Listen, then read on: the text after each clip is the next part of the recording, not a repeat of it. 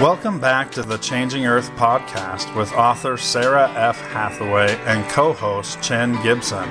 Blending survival, fiction, and fact to bring you entertaining education that will help you dream, survive, and thrive. And now, here's your host, Sarah F. Hathaway and Chen Gibson. Chapter 26. The truck crept along the road, and the hum filled Cole's ears. "Let's just stay on the highway. It doesn't look safe to stop," Cole commented, as they looked cautiously out the window. He had his rifle ready. "Slow and steady wins the race, sir," Monroe agreed as they gently swerved left and right, avoiding stalled cars that littered the sides of the road. Climbing the hill to Las Vegas, Cole stared out at the desert mountains. "Look at that, sir," Monroe commented. As they entered the valley, miles and miles of broken solar panels spanned out in the distance. Groups of people with armed guards surrounding them worked scavenging the fields. "Isn't that stuff toxic?" Monroe inquired. "Oh, yeah. Does great stuff for the water supply. But I don't think they're worried about that. They're getting water from the lake," Cole replied. "So what's the story with Ginger, Monroe? You gotten a piece of that yet?" Chappie asked out of the blue. "Really, Chappie? It's not like that. And even if it was, I wouldn't tell you about it," Monroe commented. "Yeah, you would. Remember that little honey you had last time we were in Vegas? You couldn't quit talking about her."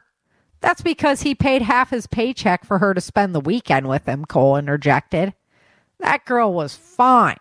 I consider that a quality investment," Monroe said. His eyes sparkled and he grinned widely. "Holy crap, Virgis. Is that the line to get into the city?" Chappie asked as they climbed the last portion of the mountain road. "Looks that way," Cole replied with a scowl. "Now we know how the folks up north felt waiting in the line." "See all that smoke? It looks like the city is on fire," Monroe added, looking up the mountain towards the city.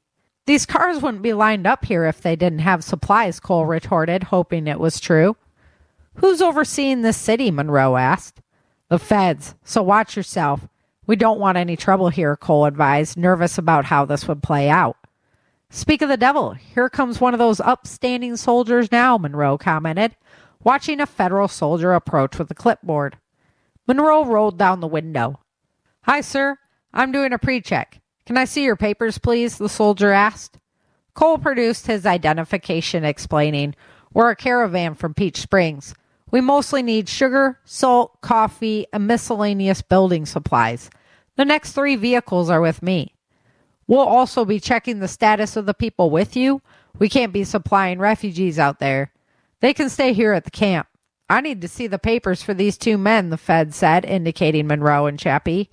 "They're with me," Cole answered. "Sir, I respect your former standing with the mercenary force, but I just explained the situation," the Fed replied, checking his watch. "These 2 men are both fighters in the mercenary force as well," Cole countered. "Then what are they doing on a supply run and not at post?" the Fed responded. Cole was getting perturbed by this little punk. He barked, "Look, soldier, I understand you have your orders, and you and I going round and round about this will not solve anything. Why don't you direct me towards your superior and I can take it up with him?"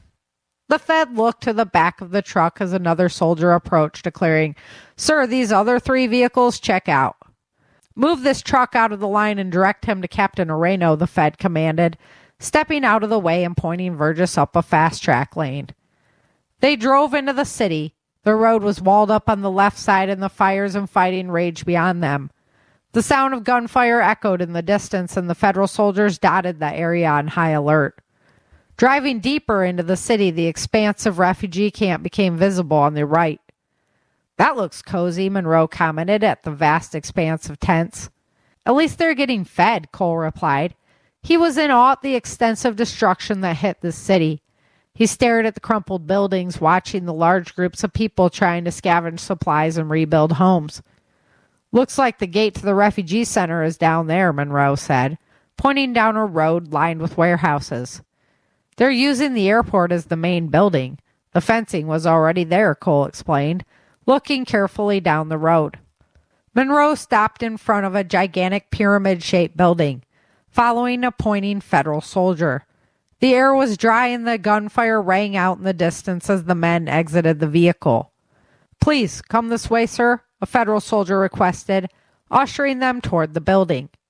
Wasn't this hotel called the Luxor, Chappie asked, looking up at the massive glass structure.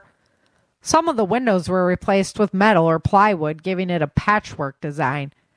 Yeah, I guess the pyramid design helped it survive the quake, Monroe agreed, following Cole in the door. Inside, a federal soldier in his late 20s stood waiting for them. Staff Sergeant Bingham, these are the men I radioed about. Former mercenaries, McClintock's team. These two are refugees, sir, the Fed declared. Gunnery Sergeant Nicholton is in town. Bring him here so we can verify their stories, Bingham requested. Yes, sir, the Fed replied, hustling off to find the man. Name Staff Sergeant Alex Bingham. Cole Virgis, sir. This is Tim Monroe and Bill Chappie. Pleasure. What were your ranks while you were in? Bingham inquired. I was a major and these two were sergeants, Cole explained. Well, well, I would have been saluting you, sir. That was then. Now we're just here for supplies, Cole said humbly. Why did you leave, if you don't mind me asking? Bingham inquired, looking at Cole curiously. Cole laughed a little, replying simply, Look around. That's all I'm going to say. That's all you need to say, Bingham said with a nod. They quieted as Gunnery Sergeant Ben Nicholton approached. Major Virgis, sir, what are you doing down here? I thought you went back east, he inquired warmly. I did. Then I went home, Cole answered flatly. Addressing Bingham's concerns, Nicholton declared, I can vouch for these men, all mercenary members. While they were talking, two large men walked by. Taking notice of the plainly dressed men and the mercenary and federal soldiers, one of the large men with a sharp uniform and a bald head approached. Captain Moreno, sir, Bingham declared, snapping to attention. Is there a problem here? The captain asked sharply, displaying a missing tooth in his front teeth. No, sir, just a misunderstanding, Bingham explained. I trust you have it straightened out? Yes, sir. Excellent, the captain replied, turning to leave. The federal soldier with the captain requested, Sir, permission to stay and catch up with you in a minute, sir? The captain rolled his eyes, replying, Granted. Make it fast, Bennett. Yes, sir, Sergeant Patrick Bennett replied, turning to return to the men. His walrus mustache formed a unique shape as he smiled widely, approaching. Ben Nicholton, what are you doing in town? Running errands for Merkley. Thought we might be able to have a drink while I'm here, Nicholton said, giving him a bro hug. I have 2 more days before I'm back on the line, Bennett explained. Excellent, Nicholton declared. He turned to look at Cole and the boys. Why don't you all join us? We don't have any plans, Cole agreed. Major Cole Virgis, this is Sergeant Patrick Bennett. Bennett, this is Virgis, and his boys Monroe and Chappie, Nicholton explained. Nice to meet you, fellas, Bennett declared. Where did your uniforms go? We're not in the fight anymore, Cole explained. Is that even possible, Bennett asked, looking at them curiously and then looking at his watch. I gotta go, Bennett declared. You can let me know when we catch up later. Can't leave the captain waiting. I have to get back to work myself. Join us tonight, and don't let any of these feds hassle you boys, Nicholton insisted, pointing at them as he left. Let's go make sure you get those supplies you need, boys, Bingham commented, leading the men towards a row of warehouses. On the brink of blackouts again, as power demand reached an all-time record high overnight, slivers of the Golden State plunged into darkness. Scum says it expects to continue with Stage 6 rolling blackouts for the rest of the week. A scheduled outage on Thursday, but the one that happened Sunday, it wasn't scheduled, it was unexpected, and it lasted longer than a day. Point Zero Energy has given me the American-tested, American-assembled, reliable solar backup that I've been looking for.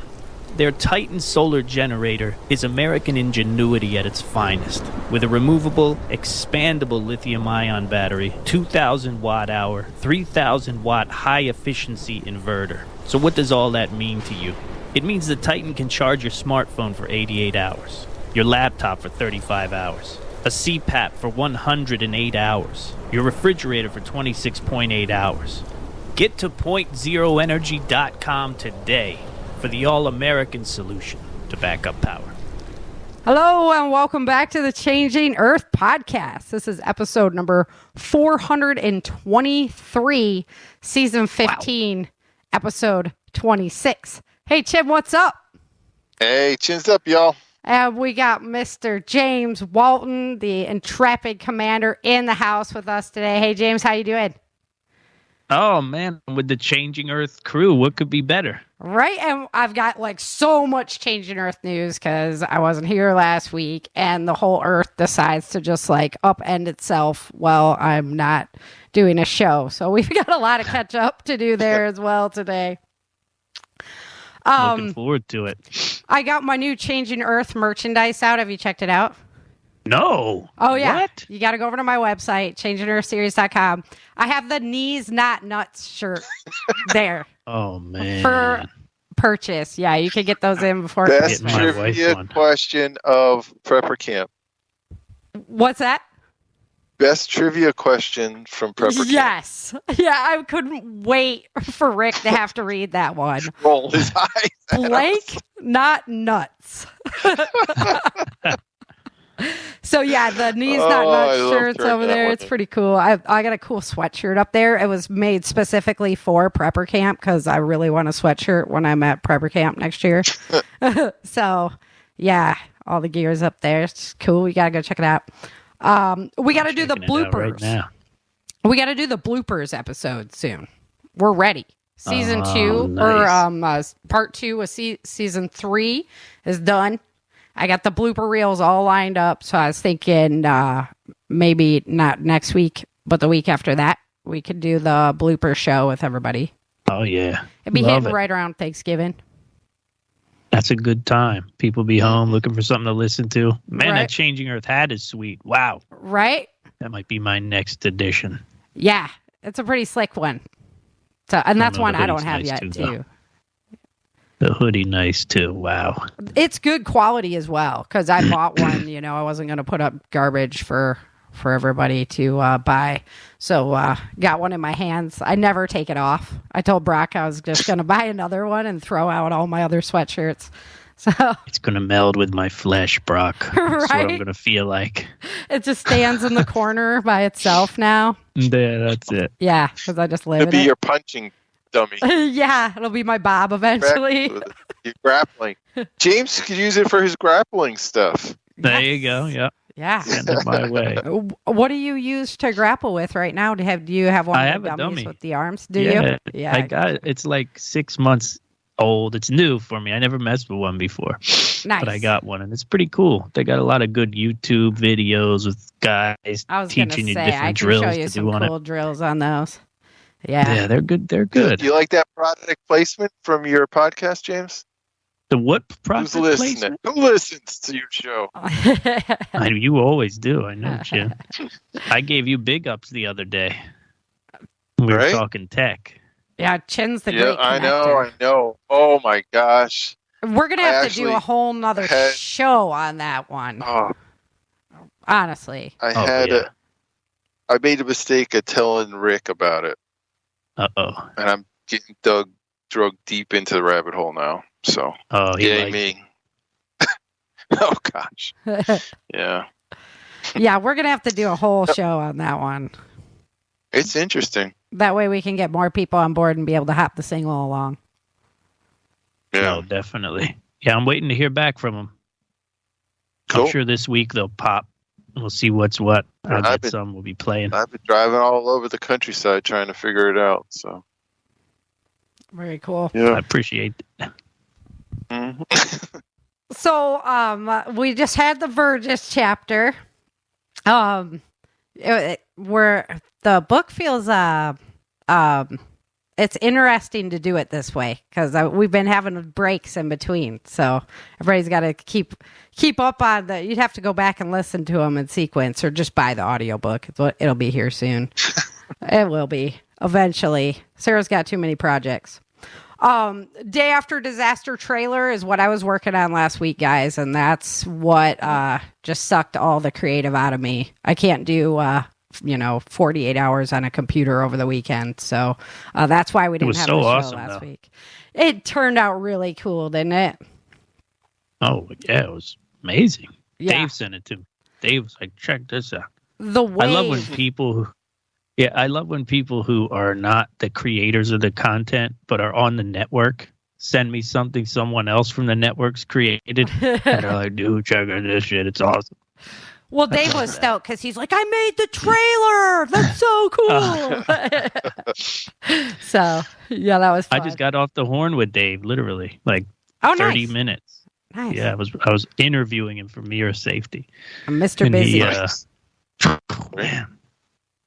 When you talk to Dave Jones about military stuff, you forget how much you don't know who he is. Mm-hmm. Right. We were talking all about new weapon systems and how he thinks they're performing out there. Mm-hmm. And God, there's just the stuff that he dredges up. You know, like, it's so wild. He's just done so much. Oh my, it's crazy. Yeah. He was talking about artillery and how they had a 1 kilowatt generator that they drug around with them back when they were shooting artillery off, and it was literally the only electrical thing that they really used was this generator to power this big stupid computer that was the size of a table so it could check their math on artillery. Uh-huh. You know, the generator was the size of a Volkswagen, I'm sure. That's what he said. Crazy. Yeah, that was it. Think Everything about else was that. basically off grid. Yeah, other than comms. You know what I mean? With how far tech has gone. Like, yeah. Well, that's what we were. Now they only have to pull out their smartphone. Right. Well, he was saying, you know, like what happens when they have to pull the notebook out and figure out how to launch a missile for real. Oh, it's true. You know what I mean? Without a weapon system. GPS and all that shit. It's like doing long range ballistics, right? Trying to exactly. to shoot a rifle long range. Sure. Yeah. A little longer range though, right? Where's this cruise missile going? Get the calculator. I hope that where's the abacus at? Yeah, right. Uh-huh. Well, if the Houthi rebels can shoot off cruise missiles, I think I could probably figure it out. Right. Right? Again, it's probably like the cell phone though, or something. Oh, definitely. Yeah. It's the Iran. Yeah, because those drones and all that stuff is crazy. I know. I need one. We need a PBN sponsored Predator drone to fly around above Prepper Camp for security. For security. Did it. Yeah.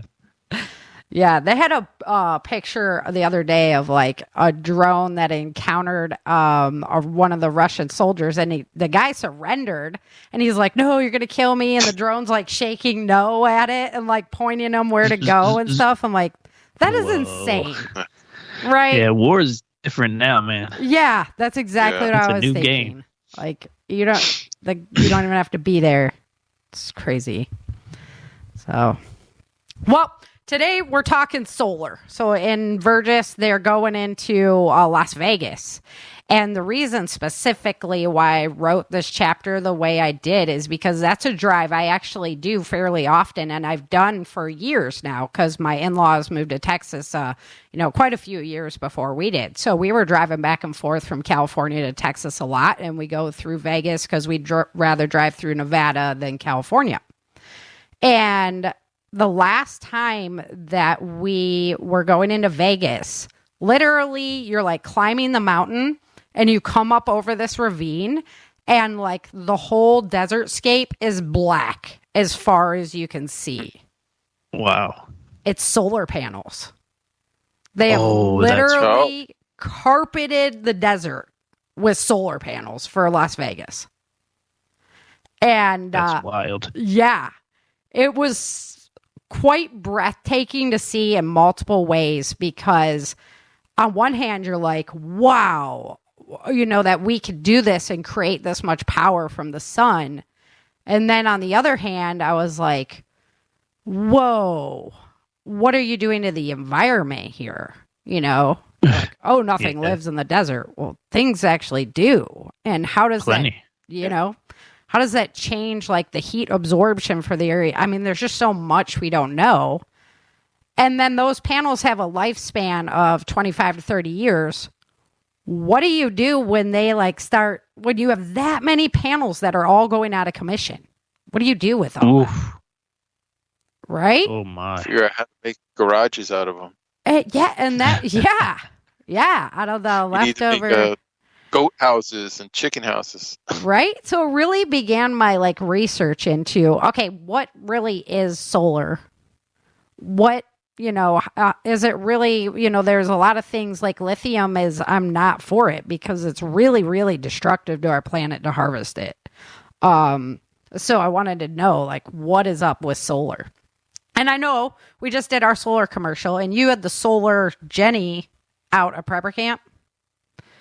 James? That was it. That beautiful 0.0 energy. Oh, it's so beautiful.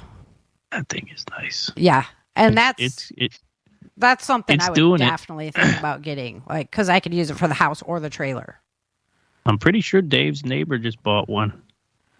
Yeah, those are pretty cool. If you guys haven't seen them, you should definitely check out those generators. I was very impressed with it when you brought it out. There you go. I'll tell you the only tough thing about them. Oh yeah, I run the whole Rumble live stream every day on it. Yeah. Just by the power of the sun. But the the thing about it is, do you remember that? You probably don't remember that commercial, but we used to have an old, and I got to run it again. I even got permission to run it again. We had an old sun oven commercial, and that's how the guy used to say it. It was so funny. But that thing's heavy. Just though. by the power of the sun. The power of the sun. Yeah, it was great. But that it's a heavy rascal. That's the one downside of that. Well, yeah, I mean it's metal, and the batteries are big and powerful. But if you find out where you want it, it's going to do the job. It's awesome, and you can separate it from the battery. Also, I don't ever do that. I had take the time to do that. Gotcha. I had a gas powered generator that I used to build the house, and I actually just wired it onto secured it onto a hand truck. It just stayed on a hand truck. Move. Yeah. I could move it around to wherever I needed on the job site instead of having to pick it up. Yeah, that's what I was going to say. Once you upscale generators anyway, usually they come on a cart that has wheels on it. Once you get up there. But the hand truck was perfect. Helped you get it up and down the stairs or whatever. Mm-hmm. I've never really moved it outside of Prepper Camp. It's in the dining room, and it's perfect proximity to anything. You know what I mean? That's going to go out. You know what I mean? As far as refrigerator goes right the other night. We had that power failure that I was posting about on the back channel. Yeah. It was the craziest thing. 2:30 in the middle of the night, the power goes out. There's no storm. It's in the low 60s. There's no nothing. It just went out. No call for it. How long was it out for? Got out my phone, made sure we had a cell signal, and then I looked to see if there was any major up and down the East Coast or kind of. It was weird. How long was it out for? MP, baby. It was out for about 5 hours, 4 hours. That's long. That's not them just resetting. Yeah, it was. Yeah. And like I said, they didn't really talk about it in the news. They said it happened, 8,000 people. What night was that? I'm trying to I was trying to correlate it today. It was overnight Thursday, Friday morning. Yeah, because I was trying to correlate it today. And I looked at the historical data, and it was no rainfall, 0 mile per hour winds, 62 was the Fahrenheit was the temperature. So it's not a high air conditioner use or high heating use. It wasn't high draw in the middle of the night. There wasn't high draw in the system. Right. And the only thing they said, it was 5 substations went down, and it was 8,000 people in North Carolina were affected by it.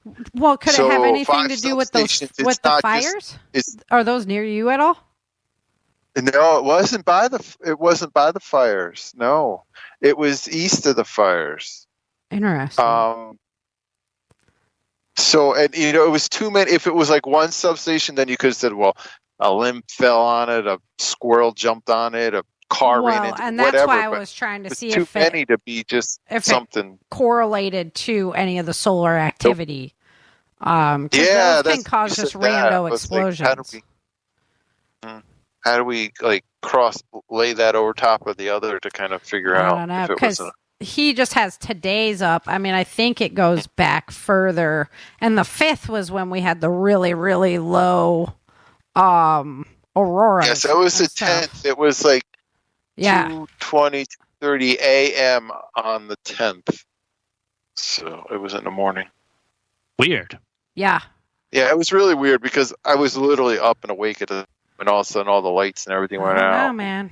North Carolina. Went pitch black. Weirdos. I'm just kidding. Hey, I heard that. All right, we so have nice solar art. panels. Let's talk solar panels because then you have solar though, right? You just don't have a battery backup. I have both. Yeah. You have both. That's at the house we're Fair building. enough. Okay, got you. And I'm down not at where the you are now. Yep, fair house enough. trailer. Yeah. So I don't have Well, it here. soon enough. Well, okay. So overall, in my research on solar, I was like, they're made mostly from silicon, which is pretty easy to obtain, as opposed to other chemicals. The silica dust, if you breathe it for a long time, you can get lung cancer. But if you use the water, it's not lung cancer, but it's like a lung issue where it just hardens the inside of your lungs, so it's just harder to breathe. Oh, great. But is that for manufacturing or is that from on-site use? Yeah, that's in a manufacturing facility. Yeah. Even at the mining areas, it's really minimal. And I are going, what? Yeah. So, I mean, that wasn't a huge deal. They worry sometimes about accidental discharges into the waterways, but that also is it happens and then it's a silt. So, I mean, it just dissipates into the water. They use a lot of groundwater to get it, to mine it. So that's one of the concerns. If you have a closed system, they're using 18,000 gallons a day. So if they're recycling the water that they're using, if they have an open system, they're using 2 million gallons of water per day to mine out the silicon. So, wow. Yeah. That's why the sea levels are going down. Exactly. So if you're tapping a lake or a natural water source to do that, you're going to use a lot of water. Unless you're actually actively recycling the water that your mine's using. So that was really the worst. They use this was interesting. I'm going to slaughter it. Polyacrylamide, an acid to mine it. And the polyacrylamide or whatever, it's a neurotoxin, but they actually use it to treat water and wastewater. So, they know it's a neurotoxin, but they still use it because it degrades quickly and turns into CO2, ammonia, and nitrogen. So it's that's in our tap water. Just neurotoxins in the tap water explains a lot. Yeah, right? So that was rather interesting tidbit, but I guess, it dissipates so quickly it's safe. So, the reclaimed land, when they're done mining it, within 3 years, agricultural, if you're going to plant it, within 3 years, it'll grow 73% of what normal soil will. So, even after they're done mining. What's that? I said, that ain't bad. Right? 3-year turnaround. I know.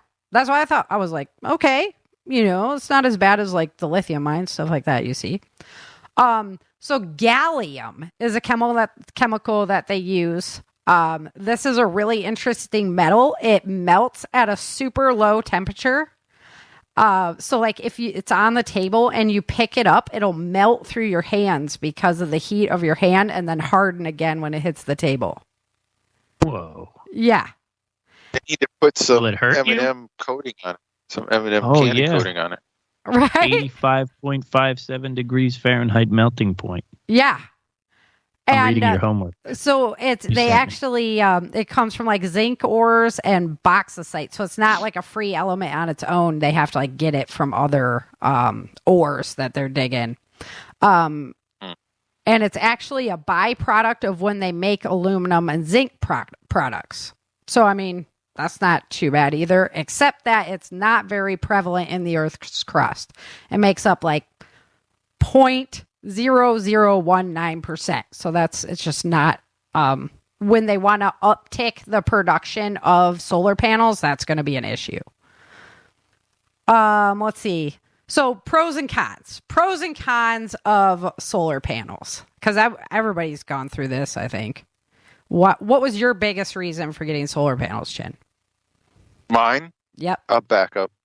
Having And our backup power. have 2 is 1 Right. Fair enough. scenario. Did you get solar? And coming from the James? coast, I mean, I came from the coast where everything was, power outages, whether it be storms and rain or in the winter we have ice, on trees. And so I was always worried about power. Gotcha. So, yeah. What about you, James? Have you gone solar at all? Yeah, we got a little bit. Nothing tremendous, but I'm noticing the movement of the panels is something that I have to deal with more than I thought I would. And it's just because of I live in like the forest. Right. It's like a forest neighborhood, you know what I mean? Yeah. So and to as the catch seasons the are sun. changing, as the seasons are changing, I'm also in a valley, so the sun is, creeping above my roof, and they're in the backyard, and it's like, oh, these got to go. It's not just it's even more than a matter of like I just got to back them up away from the house further. Things have changed with the sun a lot already, and they got to be basically relocated, I think. Mm-hmm. Yeah, as the sun moves in its rotation. Like in the winter, it goes lower, so it's harder. Yeah. I mean, the good thing is you don't have a lot of pine, right? So, or do you? No, I don't. No, not a lot. Of pine, so mostly just mostly hickory. So at one of the self-reliance expos that I went to, they had a solar flower there, and it was like on its own trailer too, so you can move it around easier. And it would like literally close itself down in a storm and then open up and chase the sun like a flower would, and then it closed back down. Like, did you see that sun oven at camp on the trailer? The torture device. That monster. Oh, that thing! Yeah, that is a chamber. That's a Swenson tool right there. Yeah. You're going in the sun oven. It's just it's prison. That's all. Yeah. Forrest is going to use that thing as a prison when that. Yeah, so we have ways of making you speak. That's it. Yeah, so energy independence, big reason for solar paneling. The reduction of the electric bill is they are definitely great. I mean, They're great for that. I connected to the grid, so I'm not like off grid. Right. But I have options now, you know? Yeah, and in Cali they're doing that a bunch because like the power there is so expensive. No, so I'm not. My solar system doesn't like sell back to the grid. Okay, yeah, you're completely separated. I have the power company came to my house, so I have power. Mm-hmm. But I also have a solar system that's hardwired into the house that has specific things that'll work if I have to or if I want to. Right. And then I also put, since I was building from scratch, I put the outlet on the outside of the house where I can plug a generator in. So, I mean, I can. Oh, nice. We can have game night here anytime you want. We'll fight. The Christmas tree is going to stay lit. So yeah, there you go. No matter what comes. I don't know. I was turned off a little bit by the price point of solar still, and then so if you're gonna pay like $18,000 for it or whatever, and then the panels are only gonna last 25 years, I was like, it's a lot, right? Right? Like 2 roofs. Yeah. Yeah. So I don't know. I think having it's what it seems like to me has been really nice is having enough. You know what I mean? It's like having enough. Now you might hear me singing a different tune if we ever get smacked with one of those serious EMP, throw ups out of the sun. But for day-to-day life and day-to-day inconvenience, snowstorms, power outage, short term, even medium term, really. But if just we having have a little bit is EMP, nice. What your day-to-day life is going to be different anyway. That's so true too. Your solar setup is probably going to be, especially yours, James, it's probably going to be more than ample for what you need to do, right? That's a good point. That's a good point. So, what kind of battery system are you using? Do you have a battery system, James?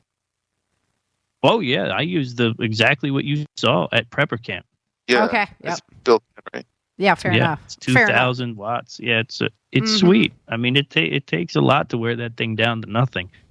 But good. From a convenience standpoint, and this could also be a detriment if you have a gas generator. I'm sure it'll be something I'll have to get used to. from a convenience standpoint, especially for like kids and wife, it's way cool to be like, oh, power's out. Turn it on. Go plug something into that if you need it or whatever. Whatever. Uh-huh. So we recently underwent the cheapest and most effective emergency lighting upgrade anyone could ever do. I think all told, and I haven't even put them all up yet, but all told, I think that the upgrade, quote unquote, was like, I don't know, $45, something like that. But they have these little white strip lights that are battery powered LEDs, and we started putting them behind all our TVs and by the mirrors in the bathrooms, and then up the banister. And dude, at least from a light standpoint, this is as good as it gets.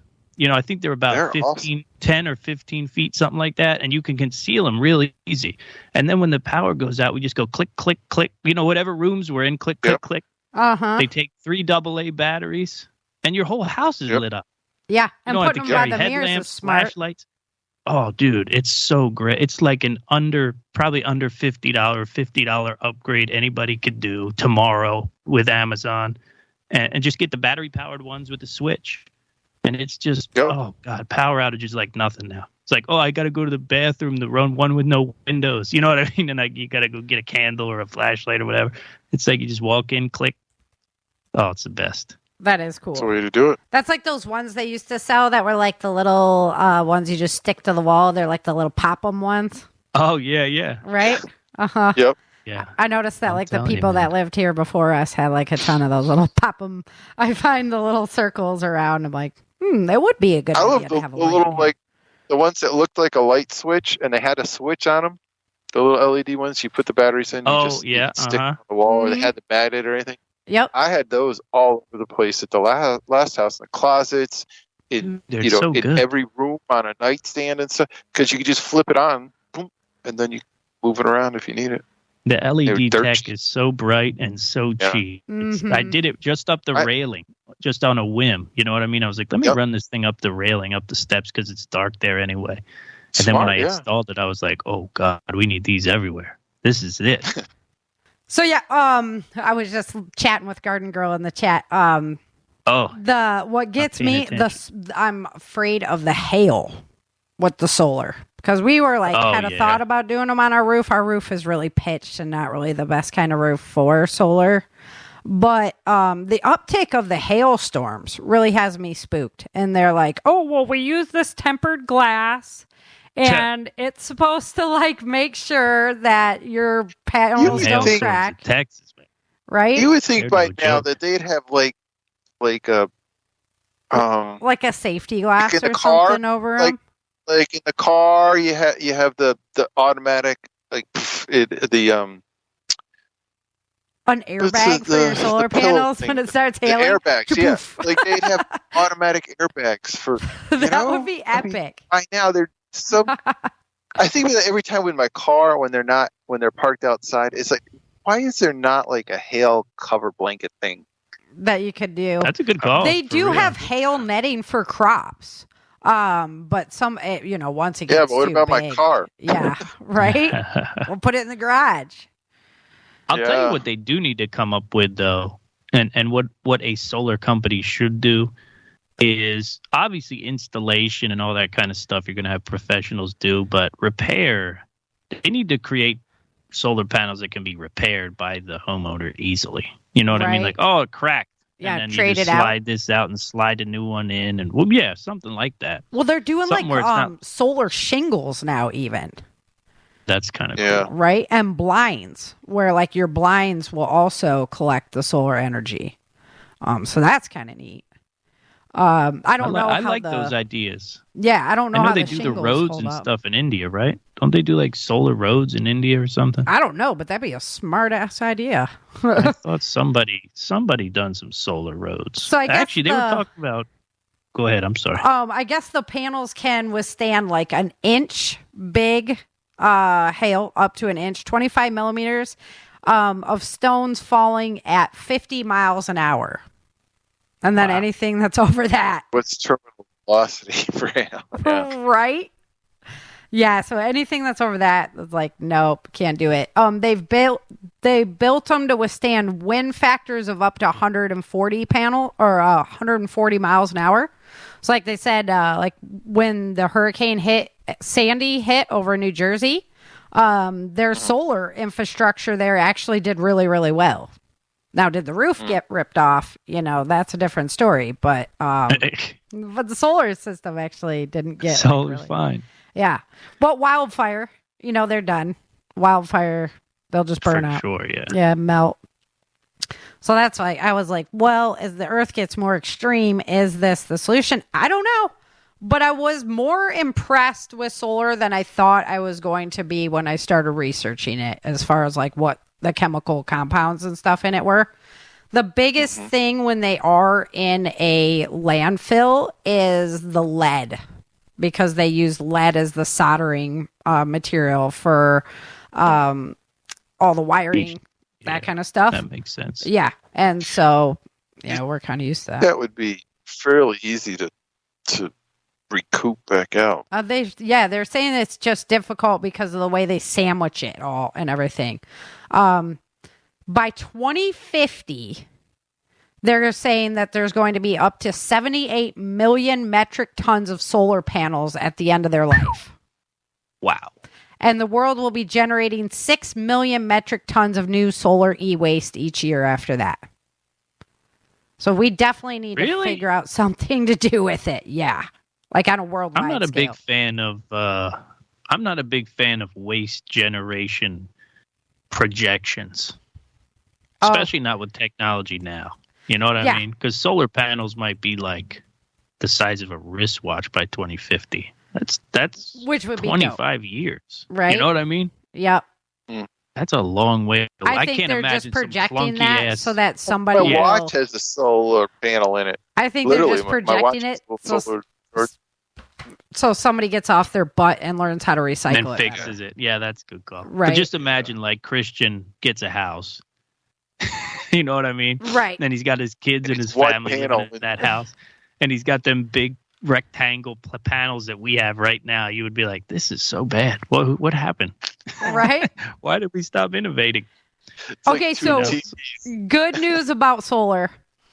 They are very EMP and CME proof. Okay. So like the battery bank, as long as it doesn't have its wiring to it, it's pretty solid against a CME or an EMP. Same with the panels and a lot of the pieces that don't hold like the circuitry. So it's your connecting wires, the diode strings that they facilitate the power transfer to the battery. Those can be affected. And then if they're hooked to the systems at the time, they can surge and then destroy the panel or the battery system, right? So when it gets all like hit with the energy. So they were saying SolarK, SOLARK, they have an EMP-proof solar inverter. Yep.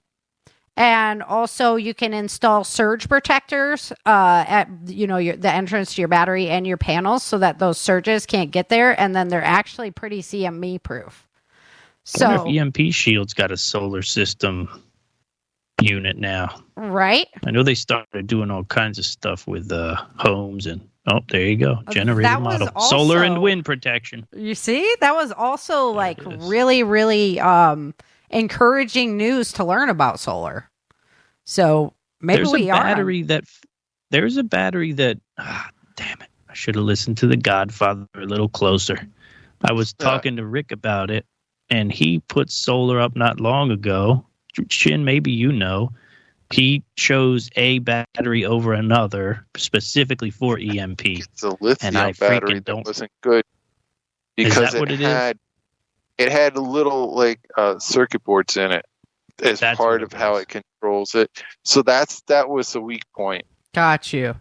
So he got the nickel. It's the circuit boards. Anything that had the circuit boards in it was a weak point. Yeah, because those are your conductors inside of the and my gosh, you have to like sell one of your children to buy one of those batteries. They're so expensive. Yeah, the Tesla batteries are insane. So the nickel, cobalt, manganese. I guess that's what he opted for. That's actually what I have on the. You can get both. I got that one on the 0.0 energy. Yeah, that's the direction I'm going. I think that's just the bomb because I say I could throw it in my trailer. Boom. Now we got power whenever we stop and whatnot. Dude. Yeah. Yeah. Keep it at home that for the thing house. You'd be like the Taj Mahal in your RV with that thing. Right? Yeah. You can just pull into Love's or whatever, and it doesn't make noise. It's not crazy and like running the whole time, you know? It just drives me nuts, that noise. Oh, man, that's brutal. Right? I can't even imagine. Like, I feel like generator hunters I know. would be one of the first group of marauders. You know what I mean? It's so true. It's so true. Wouldn't you? I mean, wouldn't you? Yeah, because Like, let's why just go would find you a be running generator? Yeah, you know that. You have cool stuff that you're playing with, or you have valuable stuff that you're trying to keep climate controlled. Yeah, exactly. No, it's so true. My neighbor moved up from Oakland in California. He was the awesomest guy. He shot his guns for like a month straight because he could shoot in his own backyard, you know. But yeah, it was great. Sweet. So I knew he was my kind of people. And then the power went out though, and we had the power out for like a week. And his generator ran non-stop. Like it would go out. You'd hear it like bum, bum, bum, bum, bum, bum. You're like, oh, thank God, he's finally go out and done. fill her up. He filled it back up. I'm like, oh, jeez, are you serious right now? Yeah, it was pretty bad. So like I say, all in all, at the end of the day, with my solar research, I am encouraged. I think it's a pretty cool system. And see, that's why you listen to Changing Earth podcast. I know. You learn something new. Yeah, I mean, it is a shame to see, like, man, it was pretty breathtaking to see, like, thousands. It's got to be millions of solar panels across the desert there, like I say, outside of Vegas. You look out. I've seen them here in South Carolina on 26 for several years now. There's little solar farms popping up along the side of the road. Yeah, it's insane. So I don't know, like, what. I mean, we're reactionary. Once we create something, then we're going to react to the problem we created, right? So it'll be interesting to kind of track how all that works out for them with all those panels there. But, you know, it's a big city and they need the infrastructure. It's a good way to get power, even though they have the Hoover Dam sitting right there. I don't know if they're planning for like when the Hoover goes dry or what, but I don't know. Right? So yeah, that's what I was thinking when you talked about all those solar panels. I said, that sounds like contingency planning to me. Right? Exactly. Why has Chin got it? Just in case, right? Well, exactly. I think Vegas has the same theory going on. So I bet for the listeners interested, I bet Point Zero Energy is going to do something pretty big for Black Friday. And when I say pretty big, those guys do 30% off. Oh, right. It's not a little 10 or 20%. They do 30% off their systems. And that's man. If you're going to get it, that's the time. That's the time. Yeah. You let me know when that happens. That will probably be our They don't let me know. I got to get them on the horn and find out. Okay. Yeah. I usually find out by accident and rush to tell everybody. Change up the ads. Yeah. So, alrighty. Well, I'm going to jump into some Changing Earth news. You going to stick around with us for the Changing Earth news, or you got Rugrats to go run after? Okay. All right. Well, I mean, they can rug rat a little longer. They're all right. All right, let's play some weather music.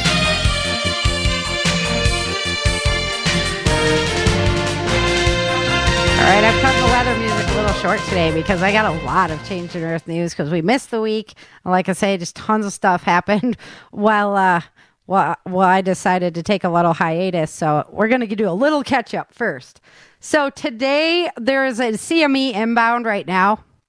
It's not anything to worry about, but again, it should make we need to keep our eye on the auroras. If you haven't heard about what's going on with the auroral activity on our planet, it is insane right now.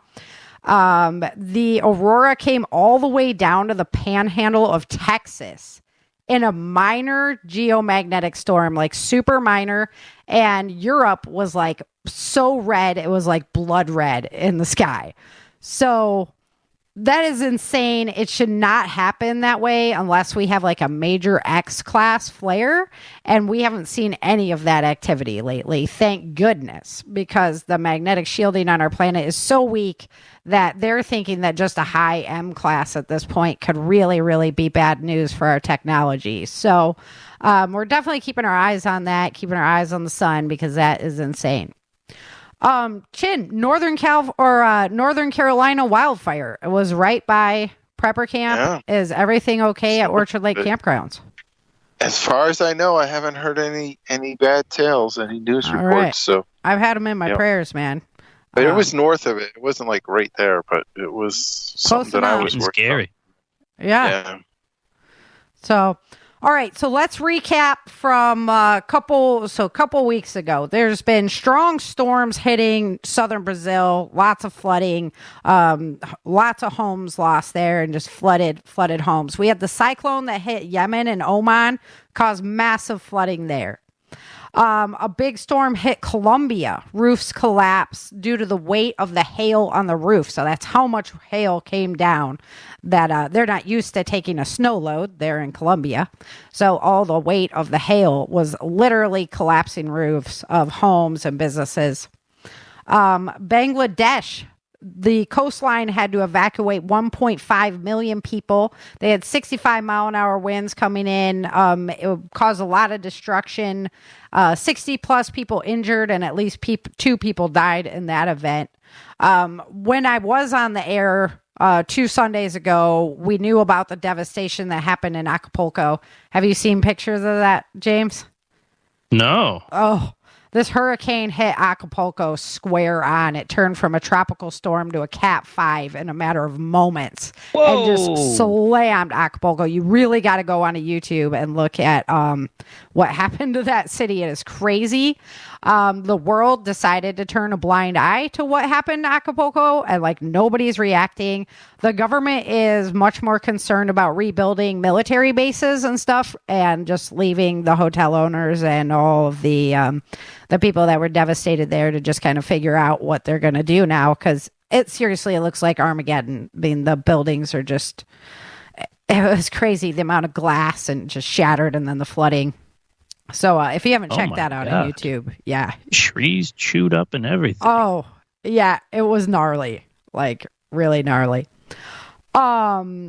USA was hit with the first winter storm up north. Doha was hit with some severe thunderstorms, lots of flooding, property damage. That's the city that has the big sail building, and that it's pretty cool if you haven't checked that out.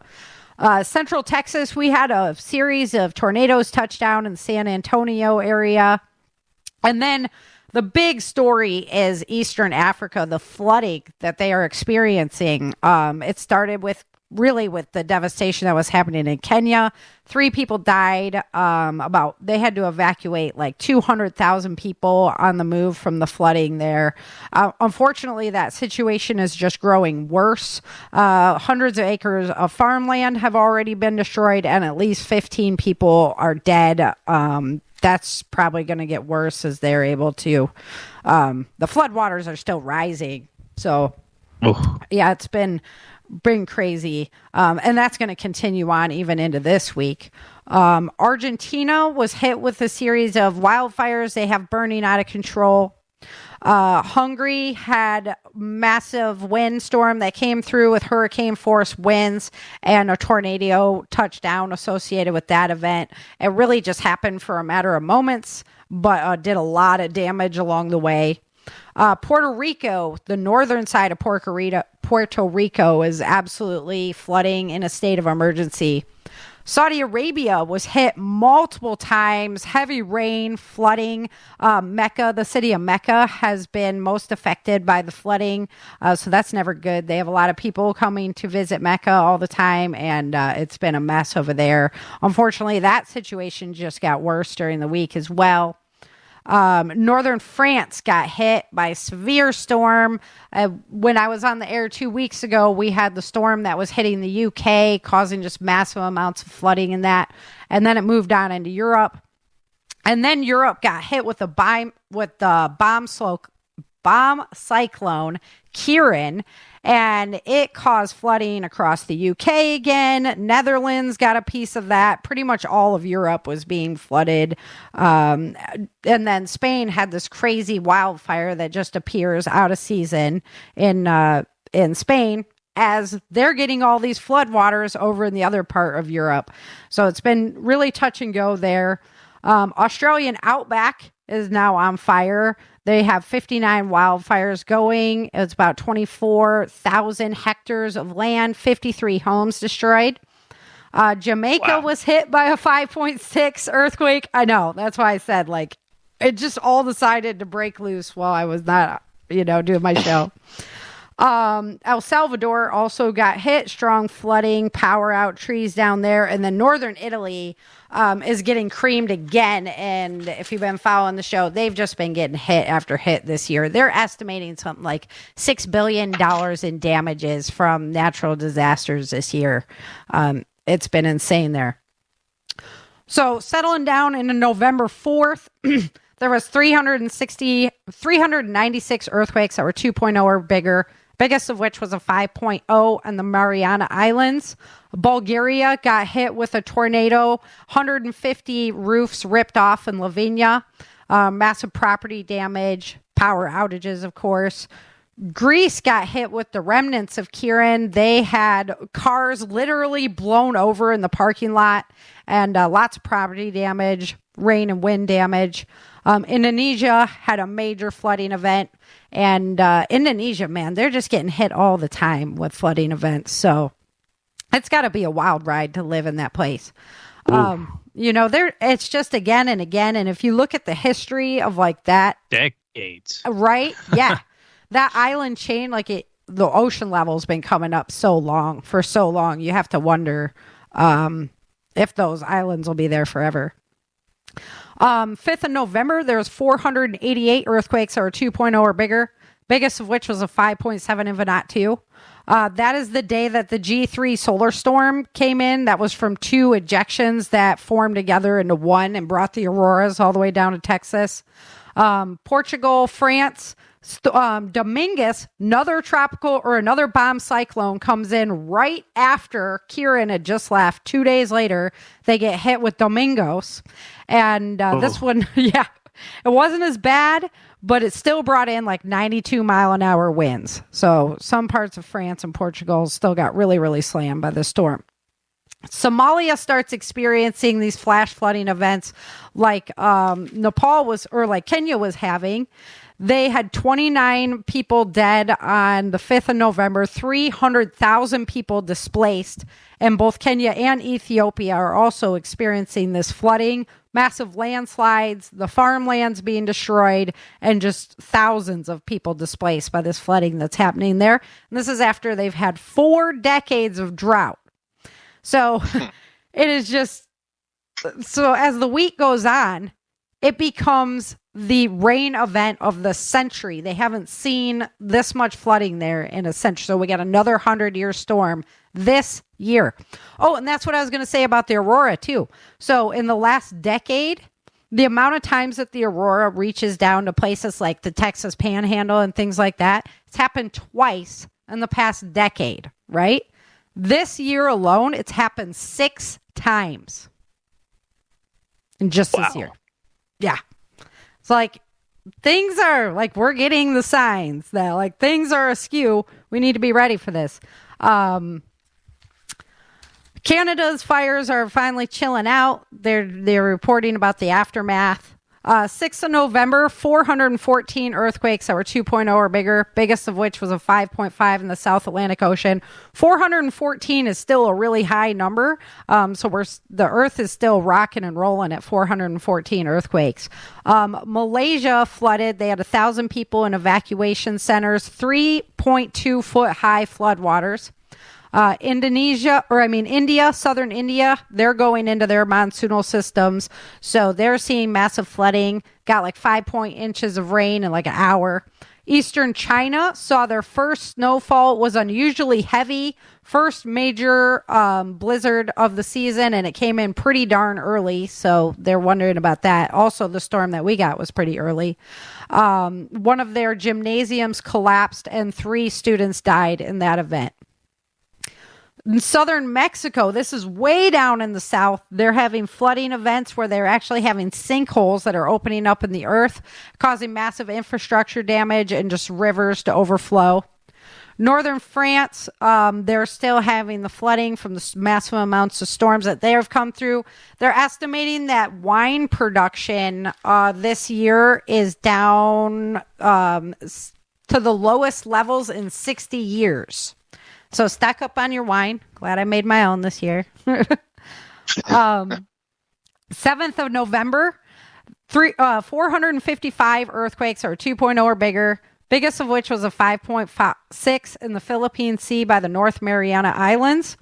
Nepal had a 5.6 earthquake among many other aftershocks that they've been having. They had their big earthquake over there.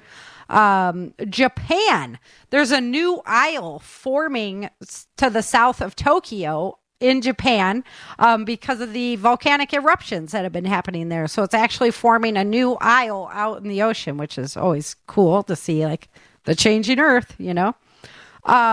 Speaking of changes from the changing earth, when Hurricane Hillary came in, there's now a lake out in Death Valley from that storm. It'll probably be a temporary lake, but, you know, changing earth, things are happening. In the United States, we've also seen 400 earthquakes since mid-July at Mount St. Helens. So we definitely have to keep our eyes on that. Southern Ontario was hit with a large hailstorm. Michigan was also hit by that storm. November 8th, we had 491 earthquakes that were 2.0 or bigger, biggest of which was a 7.1 in the Banda Sea. We had a 5.2 earthquake hit West Texas. So just crazy, big earthquakes that are not supposed to be in Texas area. Well, you know, it's waking up.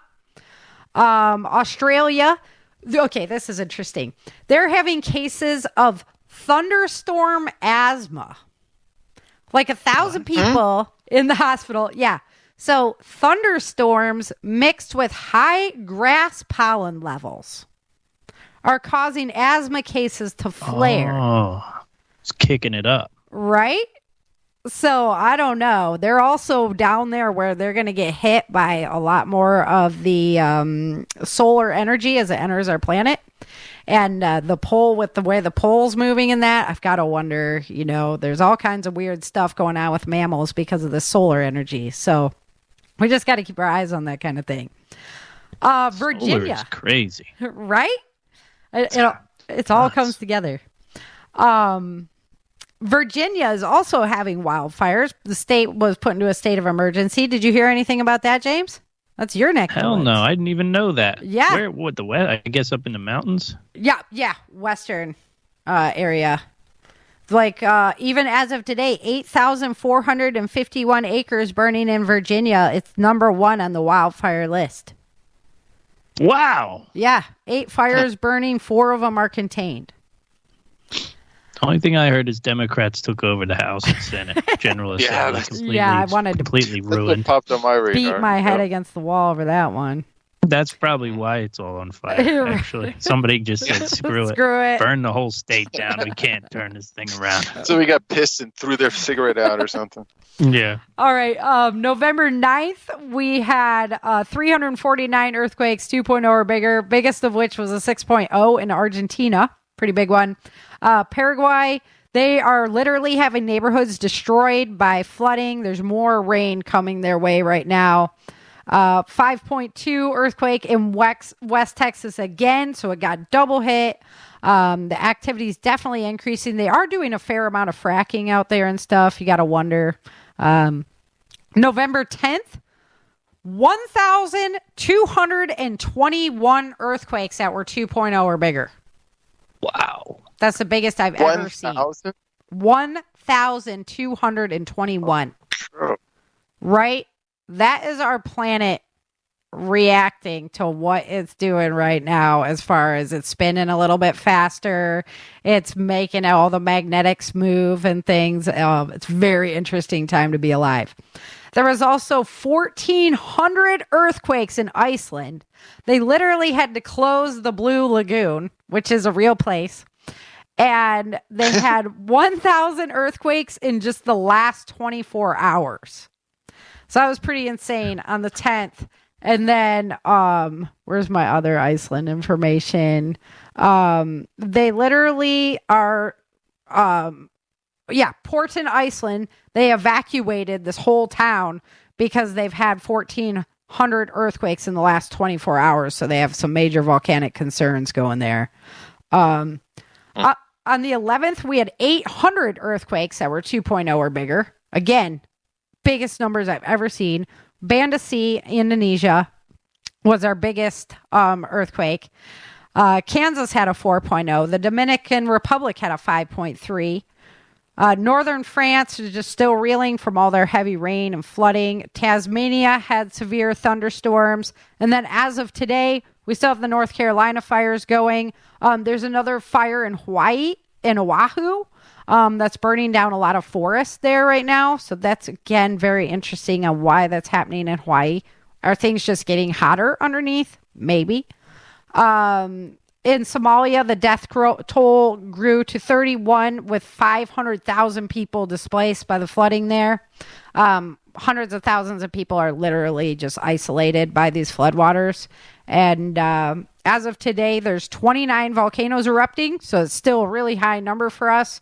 30 is the most I've ever seen on our planet erupting at one time. 13 showing minor activity. That's still a low number. I think they're all just like, they don't want to report that it's minor activity. They're just jumping from unrest into erupting.